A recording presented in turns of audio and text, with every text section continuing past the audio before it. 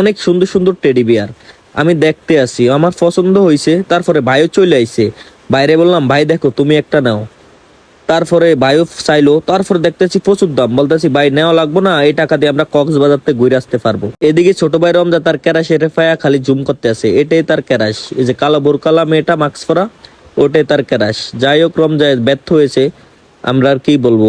ছোট ভাই রমজারে সান্ত্বনা দিলাম, বললাম মন খারাপ করো না, আরো সুন্দর সুন্দর মেয়ে পাবে, জীবনে এমন একটা আইব যাইব কোনো ব্যাপার না। সামনের দিকে এগিয়ে দেখলাম খালা নানিরা এখানে কি করতে, কেমনি কি বুঝলাম না। তারপরে বললাম চলো আমরা একটু মনটাকে ভালো করে আসি, সামনের দিকে এগোতে থাকলাম। তারপরে বললাম চলো আমরা নৌকায় চড়ি। আমি মিজান ভাই সবাই নৌকার কাছে চলে এলাম, কিন্তু মিজান ভাই আর মাকসু ভাই ভয় পাইতে আছে। ভাই বলতেছে তোমরা ওঠো আমরা দেখতে আসি। তারপরে উঠে গেলাম নৌকায়, টিকিট টুকিট কাটটা। রমজারে বললাম তুমি ভিডিওটা করো, আমি তো সামনে বসি ভয়, আমি নিচে থাকি, তুমি উর ফটো। রমজা উপর থেকে ভিডিও নিতে আছে। তারপরে মামুনিরা হাসতে আছে, কিছুক্ষণ পরে আপনারা দেখতে পারবেন মামুনিদের অবস্থা।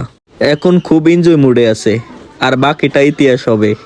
ইতিহাসটা দেখতে অবশ্যই কমেন্ট করে জানাবেন আপনাদের কাছে কেমন লাগছে। ভিডিওটি অবশ্যই শেয়ার দিয়ে দিবেন।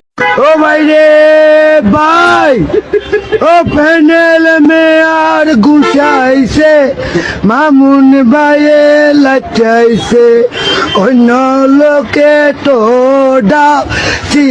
তারা ভয় পায় আর নৌকা বন্ধ করতে বলতেছে, তারা কান্দাকাটি শুরিয়ে গেছে। তারপরে এক মামুনির কারবার দেখেন, মামুনি আমার গায়ে এসে ফইরা দেয়, বাকিটা ইতিহাস হয়ে যায়।